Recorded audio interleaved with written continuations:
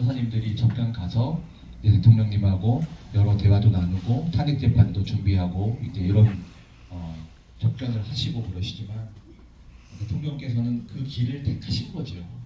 그래서 이제는 그 대통령의 마음을 우리도 공감하고 이제 우리 국민이 지켜야 될 때가 아니냐 이런 생각을 좀 하게 되고요. 그래서 이 국민변호인단 준비 모임이라는 형태인데요. 어떤 분들은 뭐 늦은 거 아니냐 이렇게도 얘기하시는데 제가 12월에 들었던 말은 청년들의 미래를 준비할 수 있었으면 좋겠다 이런 말씀들을 하셨다고 하니까 이 모임이 장기적으로 봤을 때는 단기적으로는 대통령을 지키는 탄핵 재판까지 뭐 한 차례에 우리가 활동하는 국면들이 있겠지만 여기에 머무르고 끝나는 게 아니라 그 이후에 우리 청년들이 하나의 결집된 단결을 위한 모습으로 앞으로 대한민국의 미래를 준비하는 그런 마중물이 됐으면 좋겠다는 생각을 가지고 계신 것 같습니다. 그래서 우리가 좀 마음 무겁지만 그럼에도 불구하고 대통령 국민변호인단이라는 체계로 좀 분열하지 않고 특히 청년들은 하나가 되어서 이 모임 내에서 뭐 여러 가지 토론도 하고 공부도 하고 그 과정에서 대통령도 지킬 수 있었으면 좋겠고요. 당연히 돌아오시기를 저는 바라고요. 왜냐하면은 아까 조기 대선 청년들 얘기하셨잖아요. 국민의힘은 조기 대선을 얘기를 하고 있는데 우리는 그래서는 안 되는 것이죠. 그러면 때로는 필요하다면 국민의힘에도 우리가 준엄하게 돌을 던질 수 있어야 된다는 생각들을 가지고 있고 대통령께서도 국민의힘에서 본인의 의견이 좀 국민의힘 의원들에 의해서 함께 합심해가지고 하나된 모습으로 싸우지 못했기 때문에 그런 아쉬움들이 좀 있지 않았나 생각을 하고 그래서 아마도 담화문 얘기하실 때 국회라는 표현을 쓰신 것은 아닌가라고 저는 추정을 해보는 거예요. 추정. 국회, 종북, 반국가 세력. 반국가 세력은 정확하게 이제 중국 스파이라고 담화문 내지 편지에 나왔고요. 그 다음에 부정선거까지 얘기했고 그 부정선거는 1월 1일 이후에 잡힐 편지에 보면은 국제 칼텔이라는 표현 쓰십니다. 네, 그래서 거기에는 또한 중국의 배후가 있을 것이라고 저희들은 생각을 하고 있는 거고 여러분들도 거기에다 공감하시면서 반중 이런 이야기를 하시는 걸로 알고 있어요. 지금 여기 모인 분들이 뭐 100명 아까 이제 모이신 분들 다 합치면은 거의 100명이 넘어가는 것 같고 30일 모임까지 하면 거의 한 150명 되는 것 같습니다. 짧은 시간 모이신 청년들인데요. 광화문하고 세이브코리아하고 조금 다른 형태의 모임이 아닐까 싶고 젊은 분들이 이렇게 모여있는 것을 대통령께서 아시면 굉장히 또 뿌듯하시지 않을까 생각하고 아까 석동현 변호사님께서 접견 가셔가지고 국민변호인단에 대한 이야기를 나누셨다고 하고 대통령께서 지지하고 있으니까요. 우리 안에서는 적어도 또 뭐 분열, 반목 이런 모습들 아까도 청년분들 얘기해 주셨는데요. 그런 모임, 그런 모습 없이 오직 대통령께서 나라의 미래를 생각하는 그 마음 하나만 가지고 분열하지 않고 합심해서 하나 되는 모습이 있었으면 좋겠다 그런 생각을 해보게 됩니다. 어디까지 얘기했냐면 여기까지 얘기했어요. 이거는 제가 체계를 만들어 본 건데요. 지금 정해진 게 사실 아무것도 없어요. 사실 행동하고 실천하고 일하는 사람도 없어요. 참 그렇죠. 우리 상황이 변호사들이 사실 이런 거 잘 못해요. 법정에서 변론은 잘하고 변호는 우리가 하고 아까 석 변호사님도 리서치하고 서면 쓰고 변론하고 수사입회에서 조력하고 의견서 내고 이런 걸 하고요. 설 연휴 때 경호처장님, 본부장님에 대해서 검찰에 의견서를 냈거든요. 설 연휴 때 다 쉬지 않냐? 안 쉽니다. 당직실은 돌아가거든요. 그래서 우리는 이제 계속 설 연휴 때도 쉬지 않고 그런 변호 활동들을 하는데 근데 우리한테 부족한 게 뭐냐? 바로 이런 것들이에요. 이런 청년들이 직접 국민 변호인 내지 국민 대변인이 돼서 대통령의 대변인이 돼서 언론에 가짜뉴스가 있을 때 그 가짜뉴스에 여러분들이 입장을 내면 얼마나 좋을까 그런 생각들을 하고 법률적인 이슈가 있을 때 우리 청년들이 나서가지고 직접 고발인이 되면 어떨까 이런 생각도 하게 되는 거죠. 대한민국 국민들은 누구나 고발을 할 수 있습니다. 그래서 청년들이 나서서 이런 고발 사안들이 있을 때 고발을 하고 또 기자회견도 하고 이럴 수 있다면은 아마도 청년들이 중심이 되었기 때문에 기자님들은 관심을 가지지 않겠느냐라는 생각을 하는 것이거든요. 자, 예를 들어서 제가 아까 말씀드린 내용 그대로 지금 광화문에서의 집회가 있어요. 그리고 자, 세이브 코리아에서의 또 집회가 있죠. 지금도 하고 있는 것으로 알고 있고요. 그리고 여기에서 여러분들은 옥내 집회를 하고 있는 것입니다.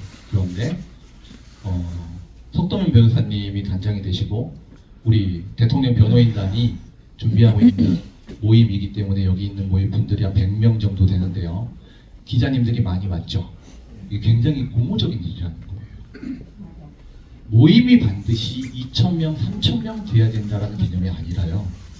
어떻게 하면 청년들이 모였다. 그리고 여기에 우리 대통령이 각별하게 이 변호인단이 지켜주는 모습들을 보고 나라의 미래구나라고 생각을 하신다. 그리고 석동현 변호사님은 대통령 변호인단에서도 가장 큰 역할, 중추적인 역할을 하고 계신 분이기 때문에 여러분들을 함께 이끌면서 대표로 싸워주시겠다라고 말씀하시는 거. 그래서 이게 여기서 끝이냐라고 생각하면 준비 모임인데 그렇지는 않을 것 같습니다.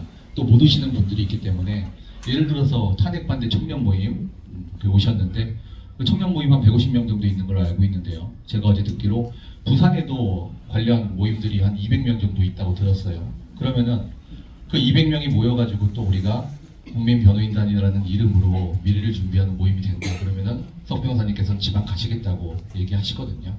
그렇게 전국을 돌아다니면서 하나의 좀 통합된 청년 모임이 국민들의 여론을 좀 바꿔보자는 그런 취지라고 볼 수 있습니다. 여기 있는 체계 중에서 사실 제가 할 수 있는 거는 거의 없는 것 같아요. 법률 정도? 제가 뭐 고소고발장 쓸 수 있으니까.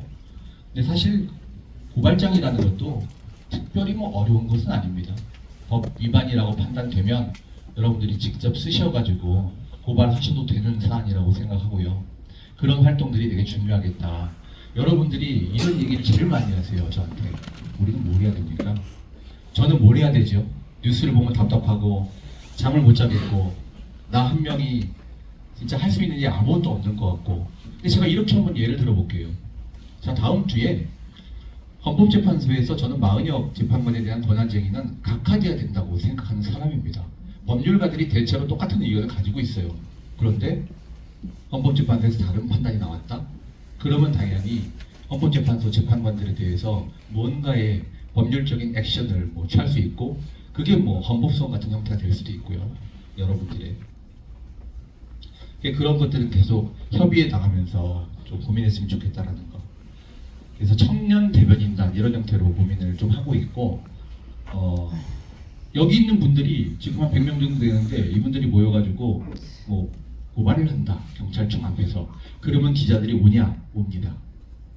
그러면 그게 또 언론에 나와서 이슈가 되는 거죠. 그래서 대규모의 집회도 되게 중요한 전술이긴 하지만 청년들이 직접 나서는 액션이 되게 중요하다. 저는 그렇게 생각하고요. 그거를 우리가 한다고 해가지고 기사에는 나오긴 하겠지만 그냥 그저 대통령 변호인단이니까 하겠지라는 것보다는 직접 우리 평범한 시민들이라 하더라도 대통령의 변호인이 될 수 있다라는 그런 생각으로 활동해보는 것은 어떤가 하는 생각을 가지고 있죠. 뉴미디어는 여러분들 워낙 많이 하고 계시니까요. 영상 만들 수 있는 분이 많이 있고요. 웹디자인에서 짤도 많이 퍼뜨리시는 걸로 알고 있고 SNS 여러 가지 형태가 있을 겁니다. 여러분들이 제일 잘하실 거라고 생각을 하고요. 도움을 받아야 되겠습니다. 행사 다 집회를 해요. 집회. 근데 집회를 하면은 연사가 필요하겠고 집회를 준비하는 사람이 필요하겠죠. 근데 저한테 집회 준비하라고 하면은 우리는 그런 거 잘 못하죠. 청년들이 직접 집회 신고하고 크지는 않더라도 이 정도 집회 앰프 몇 개 가져다 놓고 국민의힘 앞에서 항의 집회를 할 수도 있고 민주당 앞에서 이재명에 대해서 비판하는 얘기를 할 수도 있겠고요. 여러 가지 방법들이 있을 거라고 생각하고 개인적으로 생각을 해보면은 그 평일 집회가 어떤 분열 반목 이런 사항 때문에 중단됐다라고 저도 방송을 통해서 봤고 그런 부분도 굉장히 아쉽더라고요. 청년들이 와서 뭔가 자기 얘기를 할 수 있고 그걸 지난 모임에서는 어떤 분은 청년 필리버스터 내지 국민 필리버스터 이런 말씀을 쓰셨는데 그런 형태도 필요하지 않겠냐. 마치 관저에서 퇴근하고 와서 관저 앞에 가가지고 여러분들 많은 말씀 하셨던 것처럼 그런 게 좀 필요하지 않겠냐라는 생각도 가지고 있고요. 다만 머릿속에 구상만 있을 뿐 실행하는 것은 쉽지 않은 일이다. 근데 누군가는 해야 되는 일이죠. 이게 긴 싸움이 아니니까. 길어야 2달 싸움이라고 보는 거니까요.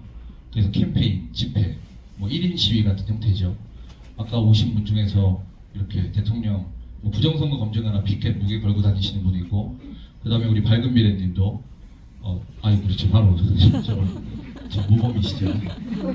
그리고 우리 밝은 미래님 네, 오셨지만 그 디자인 하셔가지고 또 부착도 하고 다니시고 스티커 이렇게 붙일 수 있는 판넬 만들어가지고 거점에서 세워놓으시고 네, 그런 활동들도 아마 혼자 하는 것보다는 같이 할 수 있으면 좋을 것입니다. 뭐 행정, 뭐 일이죠. 행사를 하려면 누군가는 예약을 하고 누군가는 또 실무를 해야 되니까 홍보. 만약에 우리가 뭘 해요? 그러면 열심히 전파해야 되잖아요. 가령 예를 들어서 다음 주에 우리가 뭐 국민의힘 앞에서 집회를 한다 가정해볼게요. 혹은 중국 대사관 앞에서 집회를 한다 가정해볼게요. 그러면 누군가는 웹포스터를 만들어야 되고 또 누군가는 그 포스터를 뿌려야 되겠죠. 그리고 누군가는 또 와가지고 촬영을 해야 될 겁니다. 그런 일들, 이런 것들이 다 일인 거예요. 저는 그런 측면에서 전광훈 목사님이나 배인규 대표님, 신혜식 대표님이 아주 큰 일을 했다고 생각하거든요. 왜냐하면 쉽지 않은 일이기 때문에 그걸 전담해가지고 계속 준비해 오셨다는 것 자체가 굉장히 존경받을 만한 일이라고 생각하고 있고, 그 빈자리를 누군가는 메꿔야 되는데 우리 청년들이 메꿀 수 있으면 좋겠다는 생각을 하고 있죠. 정책, 지난번 30일 모임 때 세대별 정책이 좀 필요하겠다. 그래서 세대별로 20대, 30대, 40대별로 세대별 이슈가 다 다를 걸로 보거든요. 우리는 뭐 20, 30대 여기 젊은 분들 많이 모이셨지만 세대별 이슈가 있을 것이고 그에 따라서 적절한 피켓과 전단 같은 형태가 있어야 될 겁니다. 지금 대통령을 석방하라, 부정선거 검증하라가 있는데 어떤 분들은 이제 제가 부정선거 피켓 만들어서 뿌리고 있으면 왜 중국 공산당 이야기는 안 하냐, 중국 공산당 이야기를 피켓으로 만들어야 되는 거 아니냐 얘기하시는 분도 있고, 어떤 분들은 화교 얘기를 해야 되는 거 아니냐 얘기하시는 분도 있고요. 그게 세대별로 이슈가 다 다르다는 거예요. 근데 이 좌파 친구들이 이제 잘 하는 것들을 보면은 지하철역별로 거점별로 이제 3, 4, 5, 3명 내지 5명이 같이 가요. 그래서 저런 피켓만 일관되게 5명만 들고 있어도 그게 출퇴근하는 사람들이나 거점에서 다니는 분들이 그거 본다는 거거든요. 그럼 한번 물음표를 딱 치는 거죠. 저거 뭐지? 하고서. 네, 그랬을 때 거기에 인쇄물이 적당하게 있다면 인쇄물을 만들어서 또 나눠줄 수 있어야 되고. 근데 그런 것들이 사실 다 일이거든요. 그런 것들을 누군가는 분담해서 정책을 만들고 글로 표현하고 누군가는 디자인을 해야 되고 누군가는 나눠줘야 되고 이런 일들이 필요하고, 그게 집회에서만 이루어지는 건 아니고 아마 일상에서 특히 지하철역이나 청년들이 많이 있는 거점 중심으로 좀 전파될 수 있었으면 좋겠다 생각하고 있고, 이게 필요하다 싶은 분들이 있으면 계속 합류될 거라고 생각하고 있습니다. 저희가 저 부정선거 검증하라 저 피켓을 처음 뿌렸을 때는 뭐 제지를 당한 적도 있었습니다만 지금은 부산 집회, 뭐 구미 집회, 포항 집회, 대구 집회 가릴 거 없이 저희가 피켓을 계속 내려보내고 있어요. 저희가 만들어서 뿌린 전단지 양이 거의 뭐 10만 장 이상이 될 겁니다. 그래서 지방에서도 계속 저희 피켓들 계속 택배로 보내드리고 있고 집회에서 쓰고 있고, 그게 이제 사실은 여러분들이 제 유튜브 보고서 피켓 만든다고 하니까 후원해 주시고 밝은 미래 디자인님이 디자인한 거부터 시작된 거거든요. 되게 작은 흐름 같지만, 그리고 청년들이 한 4, 50명 모여가지고 집회에서 나눠주기 시작했고 그게 이제 지방으로 확산된 거거든요. 광화문 집회 와서 우리가 나눠주고 있는 거 보면은 포항, 경북 이런 데서 달라고 해서 1000장씩 가져가시고 거기서 이제 집회할 때 쓰시고 그러니까요. 그래서 우리가 하고 있는 일들이 전국으로 전파될 수 있는 가능성은 충분히 있다는 거죠. 왜? 그게 필요하니까. 그렇게 이제 여론을 한 명 한 명 바꿔나가야 되는 거죠. 대규모 집회에 나오는 것도 굉장히 필요한 일이고 중요하지만 거기서 못하는 일이 있다면 우리가 해야 되지 않겠냐는 생각을 저는 가지고 있고, 그게 우리 청년들 중심으로 정책 내용을 생산하고 세대별 이슈를 이렇게 생산해가지고 피켓을 만들어도 되고 1인 시위 같은 판넬을 만들어도 되고 혹은 전단지를 만들어도 되고, 그렇게 해서 주변에 알려나가고 아파트가 있으면 아파트에 다 꽂아 넣을 수도 있고 그렇게 좀 디테일하게 한 명 한 명 잡아가는 게 필요하다고 생각을 하거든요. 그게 이제 5%라고 보는 거죠. 이 5% 나머지 국민을 어떻게 찾아가지고 설득할 거냐 이 문제들. 기존의 방식이 존재하는 상태에서 부족한 점들을 우리가 메꿔서 들어가는 그런 활동들을 좀 해야 될 것 같습니다.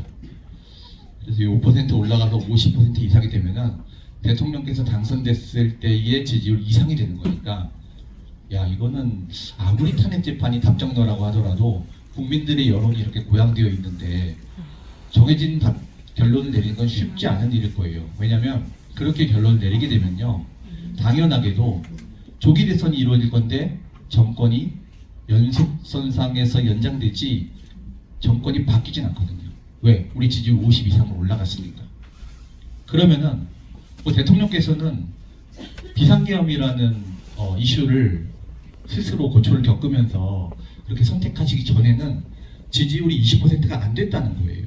결국 본인을 십자가에 내맡기면서 지지율을 45까지 끌어올린 거거든요. 그래서 대통령께서는 내가 어떻게 되더라도 결국 자유 대한민국의 영속성이 좀 보장되기를 원한다. 저 무도한 좌파 세력들이 대한민국의 시스템을 붕괴시키고 망가뜨리고 혹은 선거의 부정 이슈로 인해서 여러분들의 주권과 참정권이 박탈되기를 원하지 않는 그런 뜻이 있다고 생각을 하는 거고 그래서 우리는 계속 싸워나가야 되고 만약에 그 과정에서 대통령께서는 어떤 결과가 되더라도 저는 의연하게 받아들이시지 않겠나 생각을 하게 되니까 그래서 다시 정권이 우리 자유진영이 다시 정권을 수립할 수 있다면은 그 또한 우리의 공이 아니겠느냐, 우리 국민들의 승리가 아니겠느냐 이렇게 생각을 하는 것이죠. 물론 대통령께서 돌아오시면 제일 좋을 것 같아요. 왜냐하면은 종북 반국가 세력을 척결하겠다고 하니까 저는 그런 척결하겠다는 정치인들은 못 봤거든요. 대통령께서 돌아오시면 좋겠다라는 생각을 하고 있습니다. 제가 너무 말 많이 하나요? 여러분들 얘기 좀 들어볼까요? 근데 이제 그런 것 같아요. 저는 집회라는 거는 이제 관저 집회는 좀 속 시원하게 뚫리는 맛도 있고 중학생도 오고 고등학생도 오고 그래서 거기에 와가지고 느끼는 것도 있지만 어찌 보면 그 집회 한계라는 거는 저는 좀 어느 정도 집회나 이런 모임 같은 게 우리가 같이 토론하고 어떤 방향으로 갈지 딱 정해가지고 좀 전략 전술을 가지고 한 방향으로 좀 일관되게 갔으면 하는 마음이 있는데 아무래도 집회를 통해서는 그런 흐름이 만들어지지 않고 있다 보니까 그걸 좀 우리가 해야 될 것 같습니다. 여긴 여러분들이 한 100명 된다고 치면은 3인씩 조를 짜서 33개 조를 나눈다면은 아마 33개의 역에 갈 수 있지 않겠냐 생각해 보면은 파급력은 있지 않겠냐. 그게 어찌 보면은 집회보다는 지나다니는 사람들이 보고 느끼고 깨닫기 때문에 훨씬 더 클 거다. 그 5%를 우리가 그렇게 가져와야 되지 않겠냐. 그 의미가 굉장히 큰 거다. 그렇게 생각을 합니다. 그래서 이제 어찌 보면은 자유를 향한 국민 캠페인이라고 저는 생각하거든요. 우리는 전시 사변은 하이브리드 전쟁이라고 얘기를 하는 거고요. 대통령께서 표현하신 거니까요. 자, 이게 하이브리드 워. 제가 비욘드 리미트 이게 제한 없는 어찌 보면 정보 전쟁. 이게 현대의 전시 사변이에요. 현대전은 절대로 총칼을 안 듭니다. 무조건 정보전이에요. 하이브리드 전쟁이에요. 외교전, 금융전, 사이버전, 정보전, 심리전, 기술전, 법률전 이런 것들이라는 거죠. 마약전 이런 것들. 그래서 트럼프 대통령도 마약을 소탕하기 위해서 세금을 때린다고 하잖아요. 멕시코와 중국, 캐나다 딱 집어가지고 야 너네들 통해서 마약이 들어오고 피탄일이 들어오기 때문에 이것 때문에 지금 미국 사람들이 1년에 얼마나 많이 죽는 줄 알아? 이거는 중국이 미국을 침탈하는 거야. 이게 바로 마약전이죠. 마약전. 그래서 그걸 막기 위해서 캐나다, 멕시코에 행정명령을 통해서 세금을 때려버리겠다. 너네들 펜탄을 가져오지 마. 이거는 미국을 아래서부터 무너뜨리는 거거든. 일종의 이런 마약전, 언론전. 우리나라 언론이 지금 많이 장악돼 있잖아요. 근데 재밌는 게 뭐냐면은 언론이 서서히 돌아오고 있는 걸 볼 수 있을 거예요. 여러분, 제가 대통령 경호처 쭉 대리해 왔잖아요. 이거 할 때 제일 우호적으로 제 입장을 대변해서 기사를 내보낸 혹은 방송을 내보낸 언론이 어딘지 아세요? 맞습니다. 채널A 동아예요. 근데 초반에 전 놀랬어요. 아니, 야, 동아가 이럴 줄이야. 동아일보하고 채널A가 대통령에 대해서 제일 비판적이었어요. 거의 한결의 경향 이상이다. 그렇게 생각을 했는데, 야, 이거 지금 보니까 채널A 제일 열심히 하고, 아까 여러분들 나와서 청년들 얘기한 것도 다 라이브로 나갔습니다. 이제는 여론전이다. 그래서 국민변호인단 출범 준비 모임 해가지고 채널A 들어가면은 라이브로 딱 떴거든요. 이런 효과가 되게 중요하다는 거죠. 그럼 청년들 나와서 얘기하면 듣는단 말입니다, 사람들이. 그래서 여론이 서서히 바뀌고 있다. 조선일보, 오늘도 뭐 JTBC하고 통화했는데, 저는 배척하는 경우는 거의 없고요. MBC도 친절하게 답변해드리는데, 물론 왜곡될 걸 알고 있지만 왜곡되게 하지 말아달라는 얘기를 쭉 하고요. 저도 이제 언론을 많이 다루지만, 언론 기자님들하고 소통하지만 변하고 있는 걸 제가 느낍니다. 제가. 그러니까 여러분들이 정말 대단한 일을 하신 거라고 생각하고 있는 거죠. 그래서 이제 우리는 그 하이브리드 전쟁에 맞서서 이제 우리가 싸우는 그런 입장이고, 국민들이 이제 총칼 들고 이제 이거에만 굉장히 이 형식적인 측면에만 천착해가지고, 제가 제일 힘들었던 것 중에 하나는, 대통령 경호처는요 원래 총을 들고 있는 조직이에요. 여기 기자님들 계세요? 여러분 교정시설 가면 총 들고 있죠? 여러분들 군사시설 가면 총 들고 이렇게 경계에 서죠? 우리나라에서 제일 강력한 무장을 하고 있는 모임을 꼽으라면 대통령 경호처일 겁니다. 총기와 소총 근무가 기본이에요. 아시겠지만 기본적으로 모든 경호원들, 모든 경호처 직원들이 총기를 소지하고 근무합니다. 왜? 대통령과 전직 대통령과 유인들을 경호해야 되기 때문에. 그런데 소총을 옮겼다고, 공포탄을 옮겼다고 그렇게 언론들이 난리를 치고 있는 걸 보면은 쉬이 이해가 안 되지만, 국민들의 그 총이라는 거에 대한 부정적인 생각, 이런 것들을 이제 강조하고 거기에 이제 어느 정도 선동되고 있는 사람들이 있다는 거죠. 총기 소지는 기본이고, 경호처가 총기를 소지하지 않으면은 대통령과 요인들을 지킬 수가 없어요. 총기를 소지하지 않으면 그게 직무유기예요. 기본적으로 대통령 관저가 됐건 대통령실이 됐건 모든 경호처의 직원들은 총기를 가지고 경계를 선다는 거예요. 당연한 거거든요. 근데 그게 마치 굉장히 잘못한 것이냐 이렇게 몰아가고 있는 모습을 보면 안타까운 거죠. 여튼 그래서 지금은 그런 총기, 총 이런 부분에 대한 부정적인 여론들이 있지만, 그럼에도 불구하고 저는 지금은 많이 국민들이 깨어나고 있다고 생각을 하고, 그러면 이제 우리가 할 일이 뭐냐 생각을 해본다면은, 결국에 대통령이 말씀하신 내용 저 그대로 실어놓은 겁니다. 중국으로의 사드기밀 유출과 중국인의 국가정보원 드론 촬영 사건, 이거를 사실은 간첩법을 확대해가지고 해결했어야 되는 문제인데, 이걸 민주당이 반대해가지고 대처를 하지 못했다는 거죠. 그래서 대통령이 최근에 말씀하신 편지의 내용 보면 이런 표현 정확히 나와요. 하이브리드 전이 주권 침탈의 수단으로 사용됐다. 이렇게 얘기하시거든요. 그래서 대통령 변호인단의 헌재 변론에서도 하이브리드 전쟁이 지금은 전시사변이다 라고 대통령께서는 얘기하시는 거죠. 현대 전쟁은 절대로 전시사변에 총 들고 있는 상황을 가정하지 않습니다. 이런 것들을 우리가 좀 알려내야 되겠다. 여러분들 아시는 것처럼 대통령께서 4가지를 얘기하십니다. 담화문을 통해서, 편지를 통해서 국회, 폐악질을 하는 국회, 그 다음에 종국 세력, 반국가 세력, 부정선거, 제가 말씀드렸죠. 국회는 29번 탄핵을 해가지고 국정 마비를 시키고 헌정 질서를 붕괴시키는 폐악질을 일삼고 있다.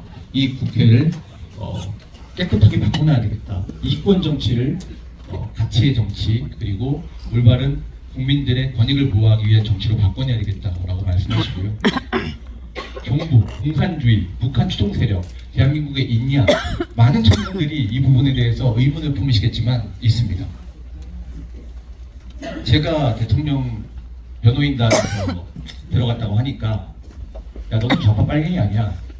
왜? 너 예전에 세월호 대리했잖아. 맞죠?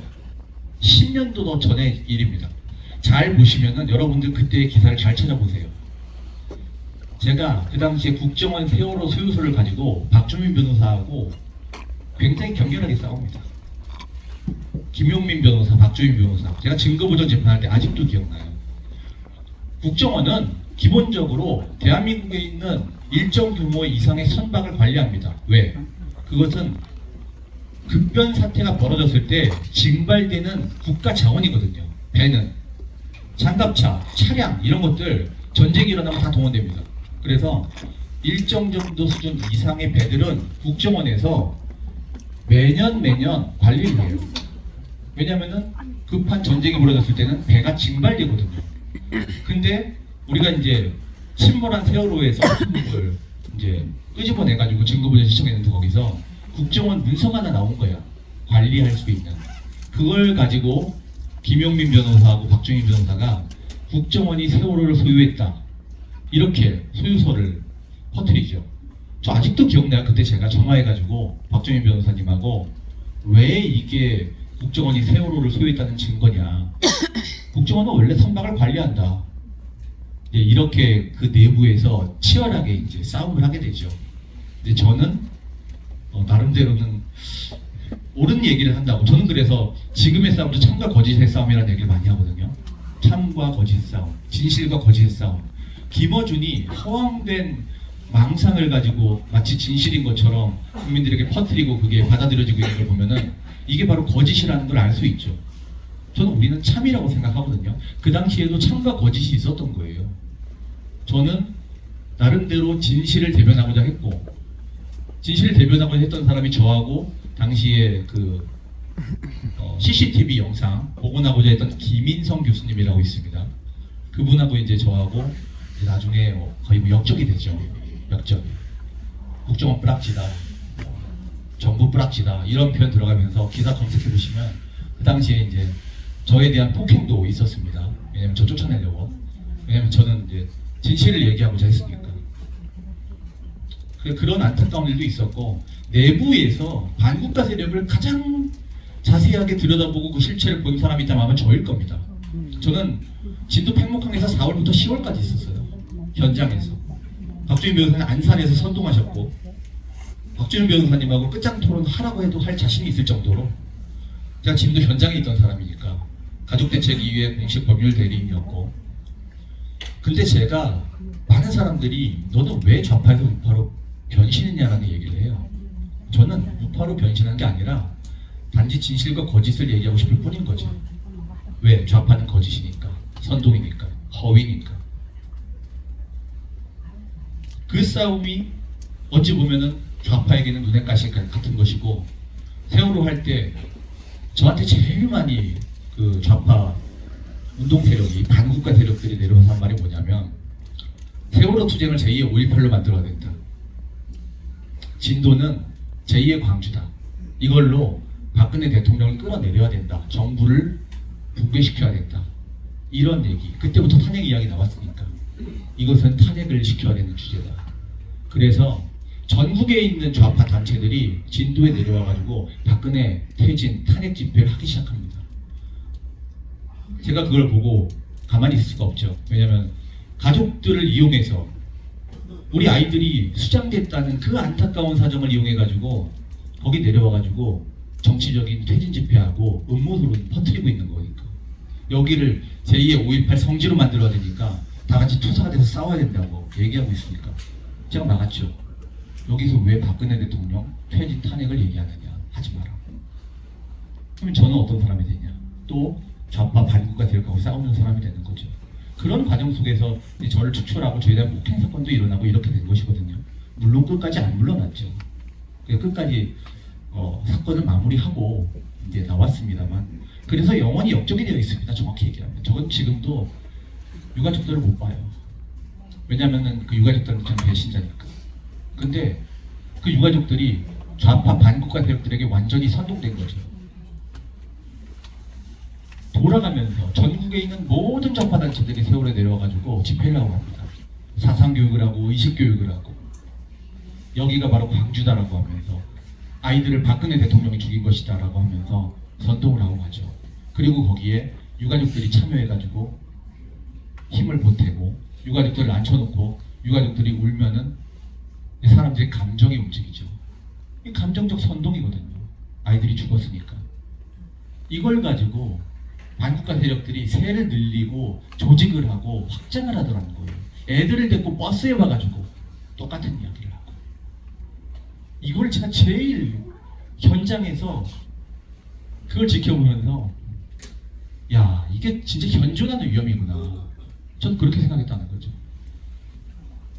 여러분들이 아마 그 자리에 있으면 민주당 정치인들의 모습을 보고서 기함했을 건데 제가 이런 이야기를 할 기회가 있을 것입니다만 사실 우리는 이제 비밀 유지 의무라는 게 있으니까 사실 세월호 사건 끝나고 나서 유가족들이 저한테 얘기한 거는 비밀 유지에 대한 것이었거든요. 시간이 많이 지났습니다만 민주당 정치인들이 그럼 거기 와가지고 세월호 가족들을 진심으로 위로하고 함께하기 위해서 왔을까요? 아 전혀 아니. 사진 찍으러 왔어요. 그리고 이용해 당시에 제가 부탁받은 게 뭐냐? 당시 민주당 지도부가 내려오니까 유가족들이 건강이 다 피폐해가지고 저희 거의 노숙했잖아요. 6개월 동안 신도 체육관에서 팽목항에서 건강이 진짜 탈진할 대로 탈진하는 거예요. 그럼 이제 병원에 입원도 하고 건강 검진도 받고 여러분 그때의 방송들을 돌이켜 보면은 그 유가족들이 병원에 입원하고 실종자 가족이죠. 그런 간격이 나오고 거기 민주당 정치인들이 와가지고 손잡고 안아주고 이런 모습들을 아마 보신 분들이 있을 거예요. 아마 10년도 더 지난 일이기 때문에 모르시는 분들이 있겠지만 자 그럼 그건 어떻게 만들어진 거냐? 제가 민주당 보좌관들이나 정치인한테 부탁을 받았다는 거죠. 우리가 이렇게 하고 싶으니까 이 모습을 만들어줘. 이해가 되세요? 이게 정치인들이에요. 이 민주당 정치인들의 쇼잉이 아이들이 죽은 걸 이용해서 걔네들은 그 쇼잉 한번 하고 싶었던 거라고. 시간 맞춰가지고 정치인 빵빵빵 몇 시에 들어갑니다. 맞춰주세요. 맞춰주세요. 저는 대리인이었죠. 법률 대리인. 누구? 가족대책위 대리인. 그럼 저는 그 상에서 어떻게 해야 되겠느냐? 전 대리인이기 때문에 가족들이 원하는 대로 해야 되고 가족들을 지켜야 됩니다. 그 당시에 가족들의 바람은 세월호라는 이슈가 묻혀서는 안 된다는 거였어요. 지겹다는 얘기 엄청 많이 나왔잖아요. 그거를 막기 위해서 매일매일 기자회견을 했습니다. 그러면은 민변이라는 조직, 정의를 위한다는, 민주를 위한다는, 민주사회를 위한 변호사 모임 민변이 나라는 변호사 한 명이 진도 팽목항에 가 있을 때 나를 도와줬냐? 1도 도와준 거 없습니다. 내가 그랬어요. 민변한테. 대한민국의 민주화 정의를 바란다는 사람들이 변호사 한 명이 팽목항 가가지고 뺑이 치고 있는데 뭐 뺑이 친다고 하면 좀 적절한 표현 아닐 거예요. 가족들을 변호하고 있는데 대리하고 있는데 이렇게 밤새 노숙을 하면서 고생을 하고 있는데 왜 민주사회를 위한 변호사 모임이라는 사람들이 왜 도와주지 않느냐 이 얘기를 정말 많이 했던 것 같아요. 처음에 팽목항에 내려갈 때부터 마무리될 때까지 이 얘기를 제일 많이 했던 것 같아요. 저는 아직도 기억나요. 팽목항에 문재인이 왔어요. 당시 상임 고문이었어요. 제가 그랬습니다. 가족들이 여기서 이렇게 힘들게 싸우고 있는데 민주당 도와줘야 되지 않겠냐. 문재인 대표님 실질적인 민주당 대표 아니겠냐. 도와주셔야 되는 거 아니냐. 민주당 국회의원이 몇 명이고 보좌관이 몇 명이에요. 도와주셔야 된다 얘기를 했거든요. 문재인이 뭐라고 했을까? 내가 잊을 수가 없어요. 저는 상임 고문이기 때문에 권한이 없습니다. 미친 새끼. 아, 쌍놈의 새끼. 권한이 없습니다. 아직도 기억나.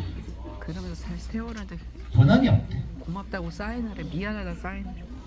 이게 민주당 정치인들의 현실이었다는 거죠.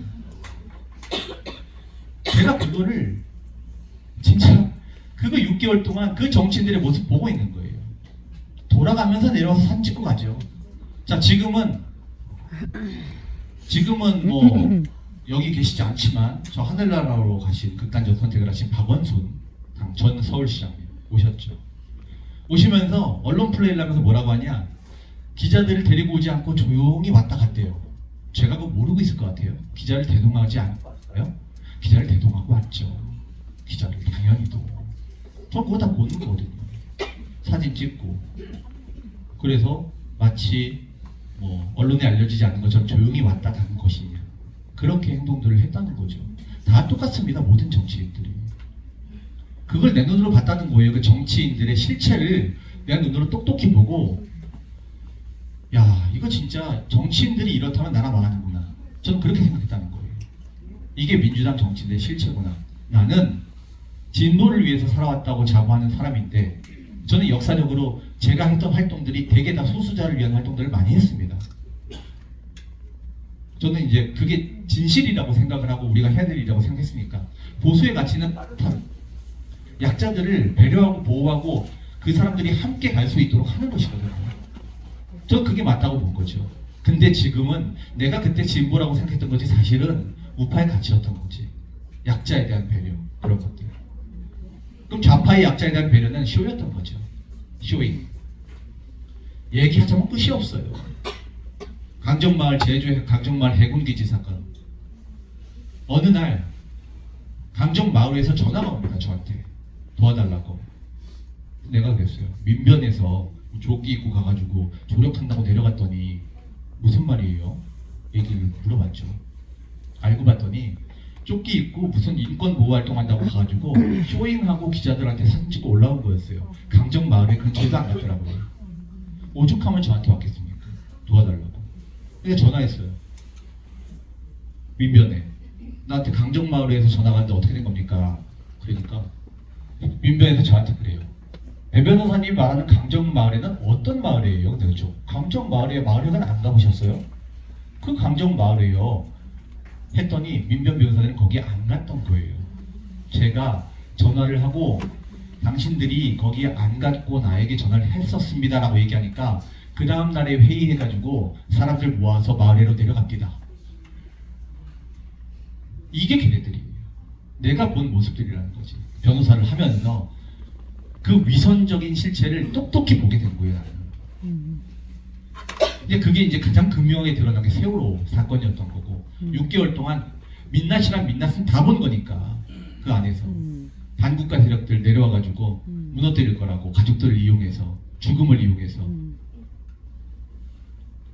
회의감이 들죠. 아 이게 이 사람들이 말하는 진보였구나. 이건 옳은 게 아닌 거죠. 여튼 뭐 그거는 둘째치고 공산주의 북한 추종 세력은 현존하는 것이 위험이다. 저는 그거를 제 변호사 경험 속에서 봤다는 겁니다. 그래서 제가 이거는 진실과 거짓의 싸움이다. 참과 거짓의 문제인 것이지 이념의 문제는 아니다라고 얘기를 한 거예요. 대통령께서요, 여러분 담화문 보시고 예전에 뭐 8.15 이런 거 보시면은 대통령이 진보라는 가치에 대해서 부정을 하는 적이 없어요. 종북 반국가 세력이 대한민국의 진보를 어찌 보면 멍들게 하고 있고 고장나게 만들고 있는 것이거든요. 맞아요. 그래서 거꾸로 간다는 거예요. 대한민국이라는 새가 앞으로 날아가야 되는데 보수와 진보가 조화롭게 화합을 하면서 대한민국을 좋은 방향으로 이끌어야 되는데 왼쪽 날개 고장났다는 거예요. 누구에 의해서? 종북 반국가 세력에 의해서. 이걸 올바로 돌려놔야 된다라는 것입니다. 뭐 여러분 다 아시는 거니까 제가 설명할 필요도 없어요. 우리 북한의 김일성, 김정일 노력 훼손되지 않도록 했어요. 반미 종북 인사가 야당 비례대표 좌지우지하죠. 야당 비례대표 심사위원 중에 절대 다수가 종북 인사들로 구성이 되어 있습니다. 그래서 민주당이라는 숙주를 가지고 금배지를 달고 민주연합이라는 이름으로 진보당은 구통진당, 이건 종북 간첩정당이죠. 해산됐던 울산북구 진보당한테 내주는 거예요. 국회의원 주는 겁니다. 국회의원들은 자료제출 요구권이라는 게 있어요. 정보위원회에서 야 자료 제출해. 그럼 자료 제출해요. 그러면 이거 예전에 통진당, 진보당 이런 데가 받으면 어떻게 하겠어요? 이거 다 기밀이 넘어가는 거거든요. 대통령께서 말씀하신 반국가 세력, 중국에게 나라를 넘기시겠습니까? 아니라는 거죠. 제가 말씀드린 간첩죄 확대 반대해가지고 중국 스파이들을 잡지 못하고 있다.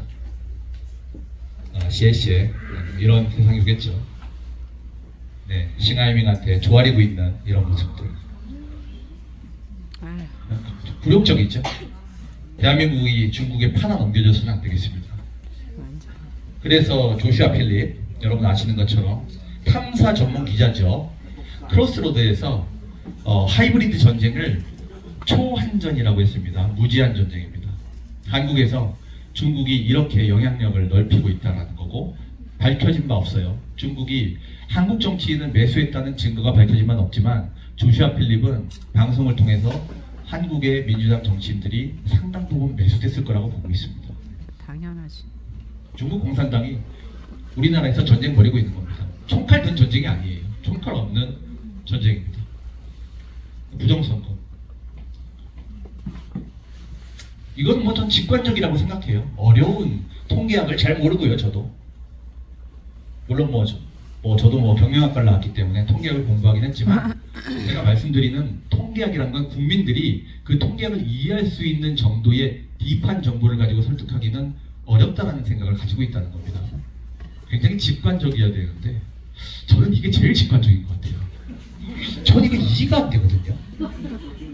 이게 그러면 가짜 투표지거든요. 이게 진짜 투표지. 이게 가짜 투표지. 아니 어떻게 사전 투표를 할 때 이게 맞잖아요. 이렇게 되는 게 맞잖아. 또 어떻게 이런 투표지가 나오지? 저는 이거 아직도 이해가 안 되고, 내가 기자님한테도 물어봐요.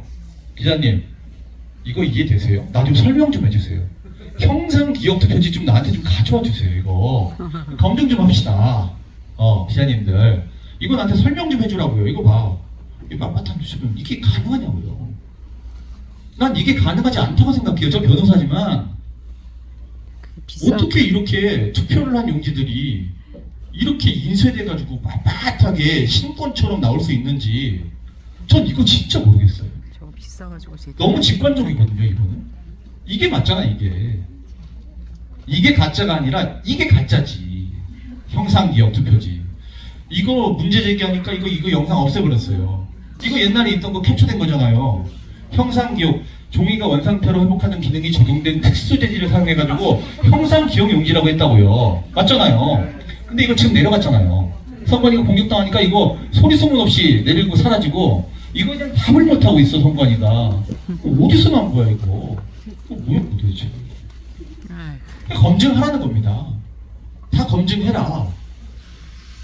선관위 서버다 따서 거기 있는 투표 정보하고 이 투표 실제로 다 한번 검증해보자. 서버 드러내보고 이거 검증해보자라고 얘기하는 게 국민들이 잘못된 거냐. 이거는 국민들의 주권과 참정권에 대한 문제인 거잖아요. 맞습니다. 여러분들이 투표하는 용지가, 여러분들은 이걸 투표했는데 이렇게 되고 있다면은 여러분들의 참정권이 박탈당한 거예요. 대한민국 헌법, 주권은 여러분에게 있는 건데, 제1조 대한민국은 민주공화국이고요. 여러분들이 주권을 가지고 있는데 이 주권이 찬탈당하고 있다는 겁니다. 그 대통령이 이렇게 말씀하신 거예요. 1월 1일 이후에 친필 편지죠. 여러분들에게 보내는 총체적 부정선거 시스템은 하이브리드 전쟁이다. 이렇게 표현하시거든요. 그리고 이게 단순히 한국과의 문제가 아니라 국제 공조로 이루어진다는 판단을 하고 계신 거예요. 전시 사면 맞죠. 어느 시대에 지금 총칼 들고 싸웁니까? 주권 침탈은 하이브리드 전쟁, 선거에서 부정이 일어나는 방식이 개입됐을 거라고 생각을 하고 있는 거죠. 그래서 이 부분에 대한 검증이 필요하다고 헌법재판에서 얘기하고 있지만 받아들여질지는 미지수라는 것입니다. 헌 변호사님 말씀하셨듯이 이 부분이 헌법재판소에서 좀 전면적으로 검증됐으면 좋겠는데 이거 되겠냐. 다 똑같은데. 쉬운 싸움은 아닌 것 같다. 재판관들이 이념 재판을 하고 있기 때문에.